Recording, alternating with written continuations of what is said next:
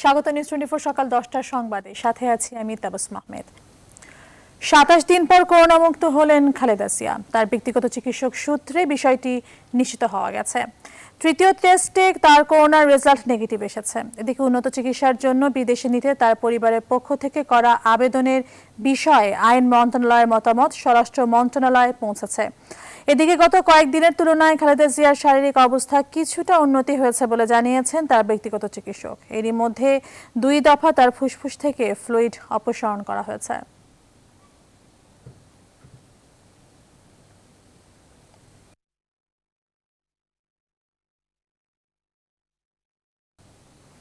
দর্শক, এই বিষয়ে বিস্তারিত জানাতে এভারকেয়ার হাসপাতালের সামনে থেকে সরাসরি যুক্ত হচ্ছেন সহকর্মী মারুফা রহমান। মারুফা, খালেদা জিয়ার শারীরিক অবস্থার সবশেষ কি তথ্য আছে? আমরা জানি তার করোনা কিন্তু রেজাল্টটি নেগেটিভ এসেছে। এই মুহূর্তে কি অবস্থার, বিদেশে যাওয়ার ব্যাপারে কোনো অগ্রগতি আছে কিনা?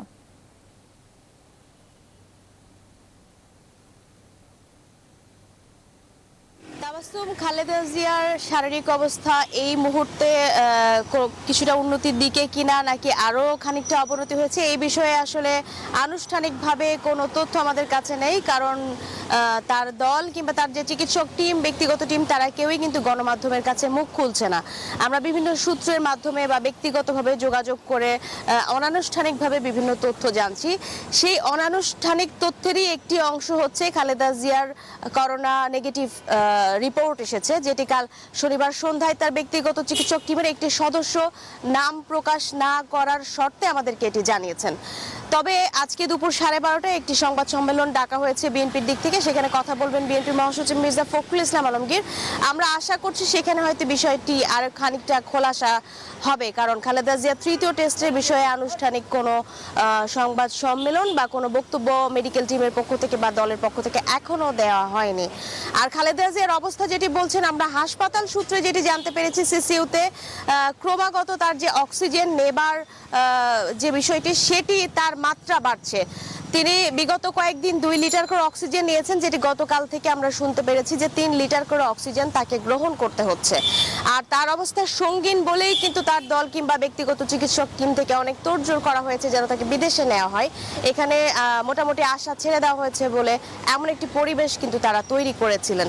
এখন রাষ্ট্রপক্ষ আমাদেরকে যখন তথ্য দিবেন, বা আজকেই জানার কথা যতদূর আমরা জানতে পেরেছি যে খালেদা জিয়া বিদেশ চিকিৎসার জন্য বিদেশে যাওয়ার বিষয়ে তারা কি মতামত দেবেন।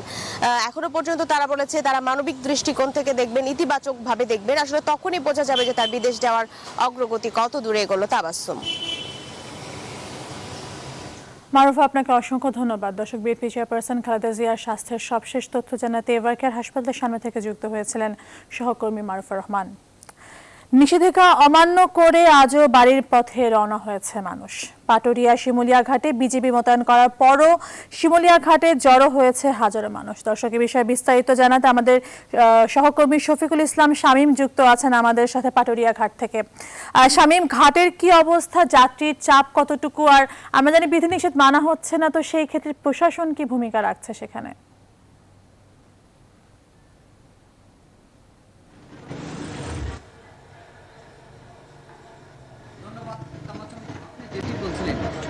উপলক্ষে রাজধানী থেকে ঘরমুখী হচ্ছে সাধারণ মানুষ। এতে দৌলতদিয়া পাটুরিয়া ঘাটে কিন্তু উপচে পড়া ভিড় আমরা লক্ষ্য করতেছি। বিআইডব্লিউটিসি কর্তৃপক্ষ কিন্তু গত কয়েকদিন যাবতই কিন্তু লকডাউনের কারণে দৌলতদিয়া পাটুরিয়া নৌ রুটে সীমিত আকারে ফেরি চলাচল রেখেছেন। তো এই সীমিত চলাচল ফেরি রাখার কারণে কিন্তু পাটুরিয়া ঘাটে কিন্তু যাত্রীদের তীব্র যানজট আমরা দেখতে পাচ্ছি। আমি কিন্তু একটি ফেরিকে আপনাকে দেখাতে চাচ্ছি। এই ফেরিতে কিন্তু কোনো যানবাহন নেই, শুধু কিন্তু আমরা কিন্তু আরেকটা একটি বিষয় দেখাতে যে এই ফেরিতে কিন্তু শুধুই যাত্রী। তো যাত্রী ফেরিতে কর্তৃপক্ষ কিন্তু পাটুরিয়া ঘাটে কিন্তু এখনো পর্যন্ত নম্বর করে রেখেছে। তারা কিন্তু বলছে যে নির্দেশ না পাওয়া পর্যন্ত কিন্তু এই পাটুরিয়া ঘাট থেকে ফেরি ছেড়ে যাবে না। যাত্রীরা কিন্তু তারপরেও কিন্তু তাদের নিজ তাগিদেই কিন্তু মানে যে যার মতন করে কিন্তু এই ফেরিতে কিন্তু উঠার চেষ্টা করছেন এবং কি অনেক যাত্রী কিন্তু এ পর্যন্ত কিন্তু সেই ফেরিতে কিন্তু উঠেছে। তো ফেরিতে মূল গেট, সেই গেট কিন্তু বন্ধ রেখেছেন বিআইডব্লিউটিসি কর্তৃপক্ষ। যাত্রীগুলো কিন্তু পাশ দিয়ে কিন্তু তারা উঠার চেষ্টা করছেন। এই মুহূর্তে পাটুরিয়া ঘাটে কিন্তু একাধিক ফেরি কিন্তু নোঙর করে রয়েছে। তো বিআইডব্লিউটিসি কর্তৃপক্ষ বলছেন যে ইমার্জেন্সি যানবাহন না আসা পর্যন্ত কিন্তু তারা পাটুরিয়া ঘাট থেকে কোনো প্রকার ফেরি ছাড়বেন না। যাত্রীরা কিন্তু সেই নির্দেশনা না মেনেই কিন্তু তারা ঘরমুখী হওয়ার কারণে প্রয়োজনের তাগিদে কিন্তু তারা যে যার মতন ফেরিতে ওঠার চেষ্টা করছেন। তো দৌলতদিয়া পাটুরিয়া নৌ রুটে কিন্তু সকাল থেকে আমরা আরেকটি বিষয় দেখতে পাচ্ছি যে এই নৌ রুটে কিন্তু সীমিত পরিসরে কিন্তু ফেরি চলাচল করছে। তো বিআইডব্লিউটিসি কর্তৃপক্ষ যে বিষয়টি আমাদেরকে আরও বলেছেন যে দৌলতদিয়া পাটুরিয়া নৌ রুটে সীমিত আকারে ফেরি চলাচল করবে। তো রাতে কিন্তু পণ্যবাহী ট্রাক চলাচল করবে। তবে দিনের আলোতে কিন্তু সম্পূর্ণরূপে ফেরি চলাচল বন্ধ ছিল গতকাল কিন্তু যাত্রীদের তীব্র যানজট আমরা লক্ষ্য করতে পারছি যে গতকালের চেয়ে কিন্তু আজকে কিন্তু যাত্রীদের চাপ একটু আমরা কম দেখতে পাচ্ছি। তবে এখন পর্যন্ত পাটুরিয়া ঘাটে যে পরিমাণ যাত্রী আছে তারা কিন্তু দুইটি ফেরি কিন্তু ছেড়ে দিলে, যাত্রীর যে অভিযোগটা আমাদের কাছে বলেছেন যে দুইটি ফেরি কিন্তু ছেড়ে দিলে কিন্তু পাটুরিয়া ঘাটে কোনো যাত্রী আমরা দেখতে পাবো না। তো ফেরি না ছাড়ার কারণেই কিন্তু পাটুরিয়া ঘাটে কিন্তু যাত্রীদের সময় বাড়ার সাথে সাথে কিন্তু যাত্রীদের জটটা বেশি হচ্ছে। যাত্রীরা কিন্তু দাবি করছেন যে আমরা যেহেতু আসছি তাহলে ফেরিগুলো ছেড়ে দিলেই কিন্তু আমরা গন্তব্যস্থানে যেতে পারবো, সহজেই কিন্তু গন্তব্যস্থানে যেতে পারবো। সময় বাড়ার সাথে সাথে কিন্তু পাটুরিয়া ঘাটে যাত্রীর সংখ্যাটা আমরা উল্লেখযোগ্য পরিমাণ দেখতে পাচ্ছি। তো এই ছিল পাটুরিয়া ঘাটের সর্বশেষ সংবাদ। তামাসুম। শামীম, আপনাকে অসংখ্য ধন্যবাদ। দর্শক, পাটুরিয়া ঘাট থেকে সবশেষ খবর জানাতে যুক্ত হয়েছিলেন সহকর্মী শফিকুল ইসলাম শামীম। ঈদকে সামনে রেখে বিভাগীয় শহরগুলো থেকে বিভিন্ন স্থানে যাচ্ছে মানুষ। আমরা এবার চলে যাব রংপুরে। যুক্ত আছেন সহকর্মী রেজাউল করিম মানিক। রংপুরের কি অবস্থা? কত মানুষ সেখানে ভিড় করছে রংপুর থেকে বাইরে যাওয়ার জন্য কিংবা রংপুরের ভেতরে আসার জন্য? কি অবস্থা দেখছেন সেখানে?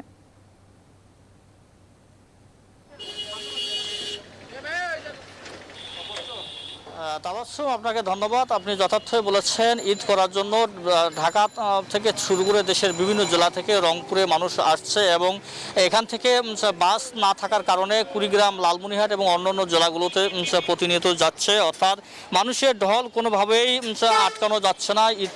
ঈদকে এই স্বজনদের সাথে ঈদ করার জন্যই কিন্তু মানুষ প্রতিনিয়ত আসছে। আমরা একটু কথা বলতে চাই। কিছুক্ষণ আগেই বগুড়া থেকে আসলো একজন ব্যক্তি। আপনি কোথা থেকে এসেছেন? আমি বগুড়া থেকে যাচ্ছি। ঈদ করার জন্য আসলেন? জি। কোথায় বাড়ি? কোথায় বাড়ি? লালমনিরহাট, দুর্গাপুর। ধন্যবাদ। আপনি শুনছিলেন যে ঈদ করার জন্য বগুড়া থেকে এসেছে। অর্থাৎ এভাবেই প্রতিনিয়ত বিভিন্ন জেলা থেকে রংপুরে আসছে, বিভিন্ন জেলা তাদের বাড়িতে যাচ্ছে। আপনি কোথা থেকে আসলেন? আমার বাসা এই জায়গায় ভাই। কোথায় যাচ্ছেন? যাচ্ছি বড় বাড়ি। কেন যাচ্ছেন? ব্যবসা করতে। ধন্যবাদ আপনাকে। আসলে তাবাসসুম শুনছিলেন, অর্থাৎ কাজের প্রয়োজনে, অর্থাৎ প্রয়োজনে কিন্তু ছুটছে মানুষ। অর্থাৎ বাস না থাকায় অর্থাৎ থ্রি হুইলার, অটো রিক্সা থেকে শুরু করে নানা যানবাহনে কিন্তু যাচ্ছে। আপনি কোথা থেকে কোথায় যাচ্ছেন? আমি কাউনিয়া, তিস্তা, কুড়িগ্রাম। বাস যেহেতু নাই, বসিয়েছি বহুদিন থেকে, দুই একটা টিপ মারতেছি মানুষের উপকার স্বার্থে। কিন্তু সামাজিক দূরত্ব কি মানা হচ্ছে? হ্যাঁ, সামাজিক দূরত্ব বলছে। গাদাগাদি করে বসে আছে? না, এটা আসছে 10 সিটে করে আমরা 6 জন 5 জন এরকম নেই। অসংখ্য ধন্যবাদ আপনাকে। আসলে তাবাসসুম শুনছিলেন যে থ্রি হুইলার চালকের কথা। অর্থাৎ সামাজিক দূরত্ব কিন্তু আসলে কোথাও কিন্তু নাই। অর্থাৎ সামাজিক দূরত্ব উপেক্ষা করেই থ্রি হুইলার এবং ডিজেল চালিত অর্থাৎ সিএনজি, অটো রিক্সায় মানুষ চলছে গন্তব্যে। অর্থাৎ ঈদ করার জন্য কিন্তু এই তাদের ছুটে চলা হতো। তাবাসসুম, এই ছিল রংপুরের সাতমাথা থেকে আমার কাছে সর্বশেষ। মানিক, আপনাকে ধন্যবাদ। দর্শক, রংপুর থেকে যুক্ত হয়েছিলেন সহকর্মী রেজাউল করিম মানিক। এবার ঘরমুখ মানুষের খবর জানাতে আমিন বাজার থেকে যুক্ত হচ্ছেন সহকর্মী নাজমুল হুদা। নাজমুল, ঢাকা ছাড়ছে যে সকল মানুষ, তাদের চাপ কেমন দেখছেন আমিন বাজারে?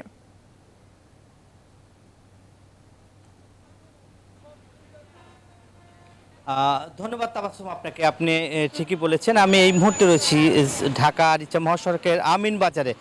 আপনারা দেখতেই পাচ্ছেন যে দীর্ঘ সারিতে কিন্তু জ্যামজট রয়েছে এবং ঘরে ঈদের ঘরমুখ মানুষ কিন্তু বাড়িতে ফিরছে এবং যে সামাজিক যে দূরত্ব সেটা কিন্তু পরিবহনে মানছে না এবং ঘরমুখ মানুষ কিন্তু বাড়িতে যাচ্ছে এবং জীবনের ঝুঁকি নিয়ে কিন্তু এই করোনার মধ্যে তারা আসলে কোনো আইনই আসলে মানছে না এবং এই করোনার মধ্যে কিন্তু তারা বাড়িতে গিয়ে পরিবার নিয়ে ঈদ করবে। আপনি দেখছেন যে একটা প্রতিযোগিতা শুরু হয়েছে। আমরা একটা বাসের ভিতরে একটু দেখাতে চাই যে এই মুহূর্তে আসলে তাদের ভিতরের অবস্থাটা কি, এবং এই আপনাদেরকে একটু দেখাতে চাই যে একটি বাসে আমরা উঠেছি এবং সেখানে কিন্তু আপনার প্রতিটা আপনার সিটে কিন্তু 2 জন করে রয়েছে, এবং সামাজিক যে দূরত্ব সেটা কিন্তু আসলে মানার যে বিষয়টা সেটা কিন্তু আসলে লক্ষ্য করা যাচ্ছে না।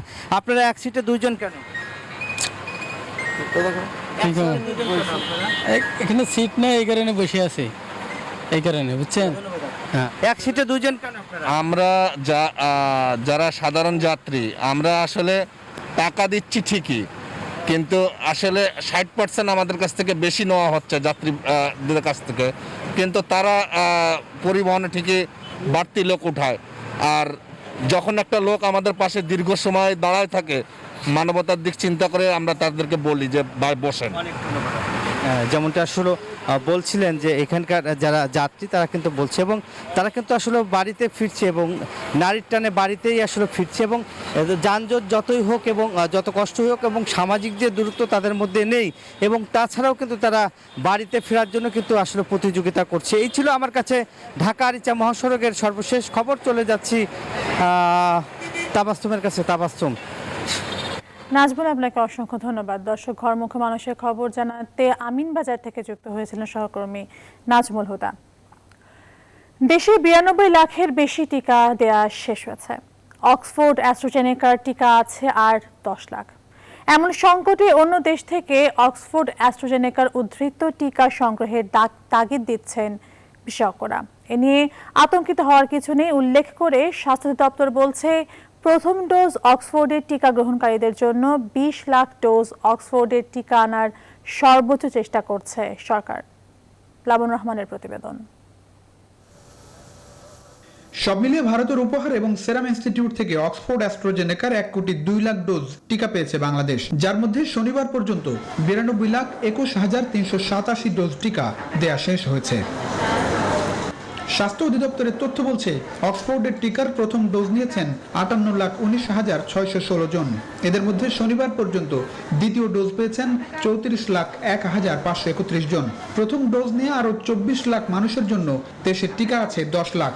এজন্য অনিশ্চয়তায় পড়েছে 14 লাখ মানুষের দ্বিতীয় ডোজের টিকা। সেরাম থেকে কবে অক্সফোর্ডের টিকা আসবে তার নিশ্চয়তা নেই, তবে এ নিয়ে আতঙ্কিত হওয়ার কিছু নেই বলে মনে করছেন বিশেষজ্ঞরা। বলছেন, প্রথম ডোজ টিকা দেওয়ার পর 8 সপ্তাহের জায়গায় 16 সপ্তাহ পর্যন্ত সময় নিতে পারে বাংলাদেশ। আমাদের দেশে এটি 8 সপ্তাহ পর দ্বিতীয় ডোজ দেওয়ার কথা ছিল, যুক্তরাজ্যে এটি 12 সপ্তাহ পরে এবং কানাডাতে এটি 16 সপ্তাহ পরে দেওয়া হচ্ছে। পৃথিবীতে অ্যাস্ট্রাজেনেকা বিভিন্ন কারণে উদ্বৃত্ত হয়েছে। আপনারা ইতিমধ্যে যুক্তরাষ্ট্রের উদ্বৃত্তের কথা জানেন। আমি আরো বলতে চাই যে অস্ট্রেলিয়াতেও আসলে 50-এর নিচে মানুষকে এটা দেওয়া হবে না, পৃথিবীর বহু দেশে এটা 30-এর নিচে দেওয়া হবে না। অতএব পরিকল্পিত যে ডোজগুলো তাদের কাছে আছে সেখানে উদ্বৃত্ত অ্যাস্ট্রাজেনেকা বাংলাদেশ সংগ্রহ করতে পারবে।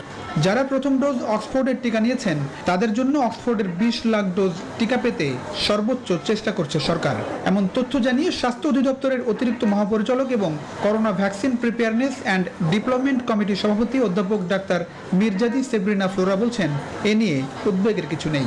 পররাষ্ট্র মন্ত্রণালয় বিভিন্ন দেশে আসলে যোগাযোগ করছে, যে সমস্ত জায়গায় অ্যাস্ট্রাজেনেকার টিকা রয়েছে সেই সমস্ত দেশে যোগাযোগ করা হচ্ছে। 20 লক্ষ ডোজ আমরা চেয়েছি আসলে বিভিন্ন জায়গাতেই। যারা অ্যাস্ট্রাজেনেকার টিকা পেয়েছে তাদেরকে অ্যাস্ট্রাজেনেকার টিকাই আসলে দিতে হবে, কিন্তু তাদের ক্ষেত্রে যেহেতু আমাদের 1 মাসের সময় আমাদের হাতে আছে, এই 1 মাসের মধ্যে আমরা টিকাটা কিভাবে আনা নিশ্চিত করা যায় সেটা নিয়ে আমরা কাজ করছি।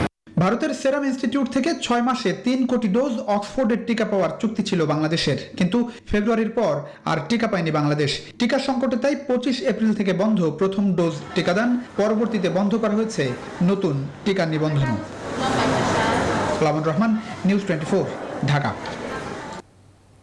যশোরে প্রাতিষ্ঠানিক কোয়ারেন্টাইনে থাকা ভারত ফেরত যাত্রীদের মধ্যে 2 জনের শরীরে ভারতীয় ভ্যারিয়েন্টের অস্তিত্ব পাওয়া গেছে, আর 4 জনের নমুনায় মিল রয়েছে। যশোর বিজ্ঞান ও প্রযুক্তি বিশ্ববিদ্যালয়ের জোনাম সেন্টারের পিসিআর ল্যাবে তাদের নমুনা পরীক্ষা করা হয়। এই অবস্থায় ওই 2 রোগীকে আলাদা করে চিকিৎসা দেওয়ার পাশাপাশি তাদের সংস্পর্শে আসা সব ব্যক্তিকে নমুনা পরীক্ষার পরামর্শ দেওয়া হয়েছে। এই খবরে উদ্বেগ উৎকণ্ঠায় যশোরবাসী। বিপুল হোসেনের তথ্যচিত্রে দেখুন ডেস্ক রিপোর্ট। করোনায় বিপর্যস্ত প্রতিবেশী দেশ ভারত করোনা সংক্রমণ রোধে গেল ২৬ এপ্রিল থেকে ২ সপ্তাহের জন্য সীমান্ত পথে ভারত বাংলাদেশের মধ্যে ইমিগ্রেশন কার্যক্রম বন্ধ ঘোষণা করে সরকার। এতে ভারতে আটকে পড়ে কয়েক হাজার বাংলাদেশি পাসপোর্ট যাত্রী। পরে বিশেষ ছাড়পত্র নিয়ে দেশে ফিরতে শুরু করে তারা। তাদেরকে বেনাপোল, যশোর ও খুলনার বিভিন্ন হোটেলে প্রাতিষ্ঠানিক কোয়ারেন্টাইনে রাখা হয়। এদের মধ্যে ১৬ জন করোনা পজিটিভ যাত্রীর নমুনা সংগ্রহ করে যশোর বিজ্ঞান প্রযুক্তি বিশ্ববিদ্যালয়ের জোনাম সেন্টারের PCR ল্যাবে পরীক্ষায় পাঠানো হয়। সংশ্লিষ্টরা জানান, ভারত ফেরত ২ জনের শরীরে ভারতীয় ভ্যারিয়েন্টের অস্তিত্ব পাওয়া গেছে, আর ৪ জনের নমুনায় মিল রয়েছে। তবে এটি ডাবল মিউটেন্ট নয়। ভারতের প্রায় ২০% মানুষ এই ভ্যারিয়েন্টে আক্রান্ত। ইউকেতে এটি ছিল ৫৯%। তারপরও এই ভ্যারিয়েন্টের সংক্রমণ রোধে সতর্ক হতে হবে। সেই ভ্যারিয়েন্টটি আমরা 3টি স্যাম্পলের মধ্যে আমরা শনাক্ত করি এবং তার মধ্যে 2টি ভারতীয় ভ্যারিয়েন্ট পাওয়া যায় এবং এই ব্যাপারে আমরা হোল জিনোম সিকোয়েন্স করতে যাচ্ছি। আমরা স্পাইক প্রোটিন সিকোয়েন্সে আমরা আইডেন্টিফিকেশন করেছি। এটাকে প্রথম ইন্ডিয়াতে শনাক্ত করা হয় এবং ইন্ডিয়ার 20% মানুষের মধ্যে বর্তমান এটি ছড়িয়ে আছে। শুধু এটি ডাবল মিউটেন্ট নয়, তারপরেও এটিও আমাদের ইমিউনিটিকে এসকেপ করতে পারে বলে ধারণা করা হয়। আর এই খবরে উদ্বেগ উৎকণ্ঠায় যশোরবাসী। ভারতের এই নতুন ভেরিয়েন্টটা কিন্তু অত্যন্ত মানে কঠিন ভেরিয়েন্ট। এটি কিন্তু মানব দেহকে অনেক বড় আকারে ক্ষতি করতে পারে। ভারতে যেহেতু আক্রান্তর সংক্রমণ বেশি, কারণ হচ্ছে আক্রান্ত সংখ্যা বেশি, এই কারণে যশোরের ঝুঁকিটা অনেক বেশি বলে মনে করি। গেল ২৬ এপ্রিল থেকে ৭ মে পর্যন্ত দেশে ফিরেছে ২,৪৭৯ জন। এদের মধ্যে ১৬ জন corona positive. Desk report, news 24। দর্শক, এই বিষয়ে বিস্তারিত জানাতে আমাদের সাথে যশোর থেকে যুক্ত হচ্ছেন সহকর্মী রিপন হোসেন। রিপন, যশোরে ভারতীয় ধরন যেটি পাওয়া গেছে, এরপর সতর্কতামূলকভাবে আর কি কি ব্যবস্থা নেওয়া হয়েছে প্রশাসনের পক্ষ থেকে?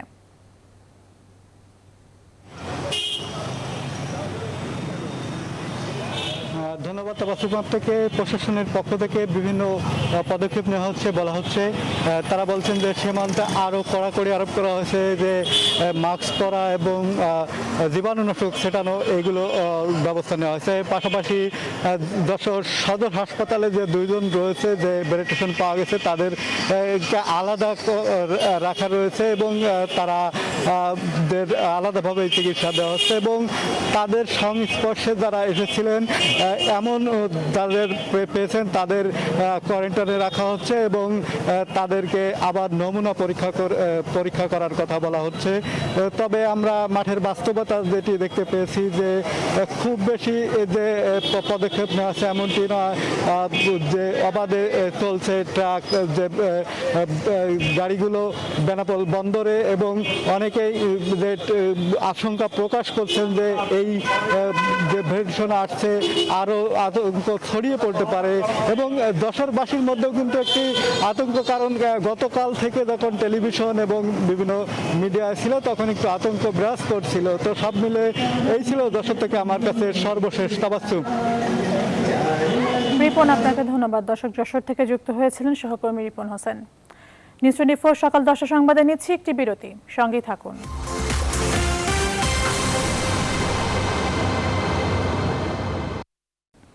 আর একবার স্বাগত, দেখছেন নিউজ 24 সকাল 10টা সংবাদ। আবারও ফেরিঘাটের খবর।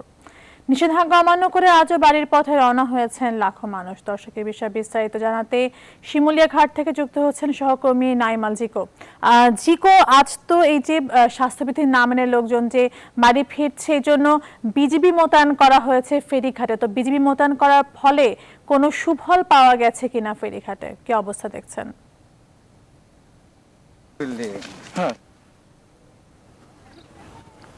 তাবাসসুম, যেমনটি বললেন যে বিজিবি মোতায়েন করার ফলে আসলেই কিন্তু সুফল পাওয়া গেছে, যেহেতু রাস্তায় 2 জায়গায় 2 ধাপে বিজিবি মোতায়েন করা হয়েছে এবং তাদের এই তৎপরতার কারণে কিন্তু এই ঘাটের দিকে মানুষ আসতে বাধাগ্রস্ত হচ্ছেন, যার ফলে এখন ঘাটের অবস্থা কিন্তু আমি একটু দেখাতে চাই যে অনেকটাই ফাঁকা। সকালে প্রায় লাখখানেক মানুষ এখানে নিজের নিজ নিজ বাড়িতে ফেরার জন্য এখানে ভিড় করেন এবং এরই মধ্যে এখান থেকে দুটি ফেরি ছেড়ে গেছে সেই সমস্ত মানুষদেরকে নিয়ে। এখন এখানে মানুষের চাপ অনেকটাই কমে এসেছে, যেমনটি দেখছেন যে এখনো নারীর টানে বাড়ি ফিরতে চান অনেকেই, তারা এখানে ধীরে ধীরে উপস্থিত হচ্ছেন এবং যেই বিজিবির যেই পাহারা রয়েছে, আইন শৃঙ্খলা বাহিনীর চোখ ফাঁকি দিয়ে কিন্তু অনেকেই পায়ে হেঁটে বা বিভিন্ন মাধ্যমে এই ঘাটের দিকে উদ্দেশ্যে রওনা দিচ্ছেন এবং তারা কিন্তু এখানে এসে উপস্থিত হচ্ছেন এবং ভিড় জমাচ্ছেন। ধীরে ধীরে ভিড় কিন্তু এখানেও বাড়ছে। তো এখন পর্যন্ত এই ছিল ঘাট থেকে, শিমুলিয়া ঘাট থেকে আমার কাছে এখানকার সবশেষ তথ্য। তাবাসসুম। জিকো, আপনাকে অসংখ্য ধন্যবাদ। দর্শক, শিমুলিয়া ফেরিঘাট থেকে যুক্ত হয়েছিলেন সহকর্মী নাইমাল জিকো। দারিদ্র্য, দুশ্চিন্তা, স্বাস্থ্যহানি, নানা কারণে করোনাকালে মানসিক চাপে আছেন অগণিত মানুষ। এই চাপের ফলে সহিংসতা ও নির্যাতনের হার বেড়েছে করোনাকালে। অন্তরা বিশ্বাস জানাচ্ছেন বিস্তারিত। করোনা মহামারীর কারণে 2020 সালে দারিদ্র্যের হার বেড়ে দাঁড়ায় 42%। বেসরকারি গবেষণা প্রতিষ্ঠান south Asian network on economic modelling এর তথ্য এটি। তাদের হিসাবে 2 বছরের ব্যবধানে দারিদ্র্যের হার প্রায় দ্বিগুণ বেড়েছে। বেকারত্ব। আইএলওর হিসাব বলছে দেশে করোনাকালে 16.5 লাখের বেশি তরুণ তরুণী কাজ হারিয়েছেন। তার উপরে করোনায় সংক্রমিত হবার ভয়। সব মিলিয়ে সাধারণ মানুষের মধ্যে সৃষ্টি হয় মানসিক চাপ। অর্থনৈতিকভাবে আমরা একটা চাপের মধ্যে আছি। এই যে সার্বিক একটা জটিল অবস্থা, এই সাময়িক অবস্থাটাকে আমাদের কিছুটা অ্যাকসেপ্ট করে ফেলতে হবে এবং আমাদের সামনের যতটুকু ভালো সময় সেটার জন্য অপেক্ষা করতে হবে এবং এই এক্সিস্টিং সময় আমাদের যে পজিটিভ জায়গাগুলো আছে সেটার দিকে আমাদের তাকাতে হবে। বিশেষজ্ঞরা বলছেন এই চাপ আর দুশ্চিন্তার কারণে সমাজে বাড়ে সহিংসতা, নির্যাতনের হার।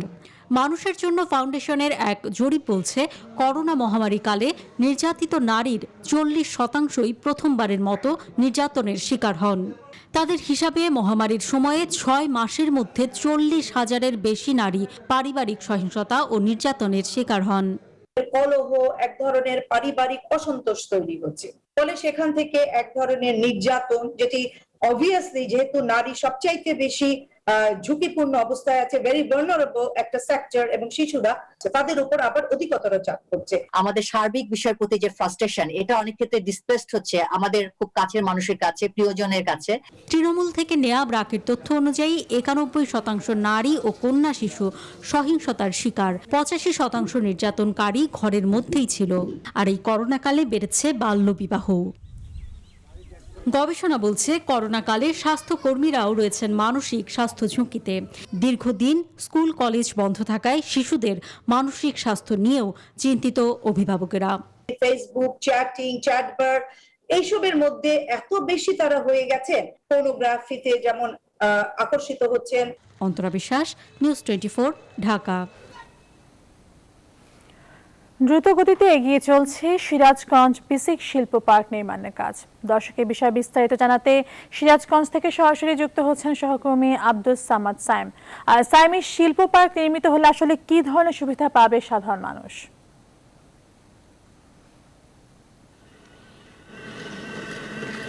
তাবাসসুম, ধন্যবাদ। আপনাকে জানিয়ে রাখি যে বঙ্গবন্ধু সেতুর দক্ষিণ পাশে সিরাজগঞ্জে 400 একর জমির উপরে নির্মিত হচ্ছে বিসিক সিরাজগঞ্জ শিল্প পার্ক। এই পার্কটিতে প্রায় 497টি প্লট থাকবে এবং সেখানে ছোট বড় কারখানা গড়ে উঠবে এবং এই কারখানা গড়ে উঠলে কিন্তু সিরাজগঞ্জের প্রায় লক্ষাধিক মানুষের কর্মসংস্থান হবে। এই কাজটি কিন্তু আসলে এখন কিন্তু দ্রুত পর্যায়ে আসলে চলছে। আমি একটু কথা বলবো যে এই শিল্প পার্কের যিনি প্রকল্প পরিচালক রয়েছে ওনার সাথে একটু কথা বলবো যে এই শিল্প পার্কে আসলে আপনাদের এখন কাজের অগ্রগতি কতটুকু? জি, আসসালামু আলাইকুম। আমি সিরাজগঞ্জ শিল্প পার্কের পিডি হিসাবে বলছি।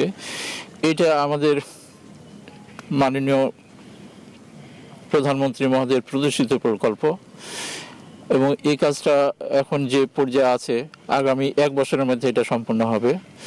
আমাদের প্রত্যেকটা কাজই খুব দ্রুত গতিতে এগিয়ে চলছে। এখানে আমাদের 487টা প্লট আছে। শিল্প উদ্যোক্তাদের প্রয়োজন অনুসারে আমরা তাদের প্রয়োজন মূল্যায়নপূর্বক তাদেরকে আমরা প্লট বরাদ্দ দেওয়া শুরু করবো ইনশাল্লাহ ডিসেম্বর জানুয়ারির দিকে। তো এখানে যদি ফুল ফ্লেজের যদি ইন্ডাস্ট্রিগুলো স্থাপিত হয়ে যায় তাহলে এখানে তো আমাদের রেভিনিউ আর্নিং তো হবেই, পাশাপাশি প্রায় আমাদের লক্ষাধিক লোকেরও কর্মসংস্থান হবে। ধন্যবাদ আপনাকে। আপনি শুনছিলেন তাবাচ্চুম। আসলে এই শিল্প পার্কের যদি বাস্তবায়ন হয় তাহলে কিন্তু সিরাজগঞ্জের যে অর্থনৈতিক অবস্থা সেটা কিন্তু আসলে পাল্টে যাবে এবং লক্ষাধিক মানুষের কর্মসংস্থান হবে। তো এই ছিল আমার কাছে সিরাজগঞ্জ শিল্প পার্ক থেকে সর্বশেষ ফিরছি স্টুডিওতে তাবাচ্চুম আপনার কাছে। সাইম, আপনাকে ধন্যবাদ। দর্শক, সিরাজগঞ্জ শিল্প পার্ক নির্মাণের কাজের অগ্রগতি সম্পর্কে জানাতে যুক্ত হয়েছিলেন সহকর্মী আব্দুস সামাদ সাইম। সংবাদের এই পর্যায়ে নিচ্ছে আরেকটি বিরতি, সঙ্গে থাকুন।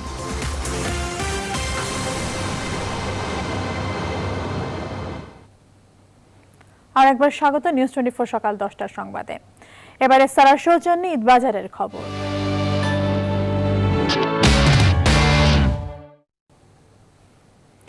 ঈদের আগে শেষ সরকারি ছুটির দিনে রাজধানীর প্রতিটি মার্কেট শপিং মলে ছিল মানুষের উপচে পড়া ভিড়। মানুষের এমন উপস্থিতিতে বেড়েছে বেচা বিক্রির পরিমাণও। সামনে বিক্রি আরো বাড়বে বলে আশা করছেন দোকানিরা।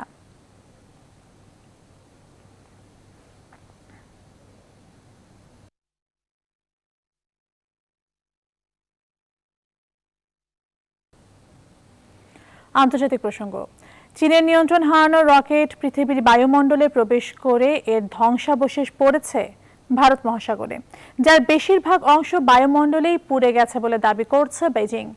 এর আগে চীন জানিয়েছিল রকেটটি দ্বারা মানুষের ক্ষয়ক্ষতি হওয়ার আশঙ্কা খুবই কম। চীনা মহাকাশ স্টেশন স্থাপনের জন্য লং মার্চ 5B রকেটটি গেল 29 এপ্রিল উৎক্ষেপণ করা হয়। রকেটটিকে সফলভাবে তিয়ানহে স্পেস স্টেশনের মডিউলকে কক্ষপথে স্থাপন করা গেলেও পরে সেটির ওপর থেকে নিয়ন্ত্রণ হারায় গ্রাউন্ড স্টেশন। নিউজ 24 সকাল 10টা সংবাদ এখন এই পর্যন্তই। এতক্ষণ সাথে থাকার জন্য ধন্যবাদ সবাইকে।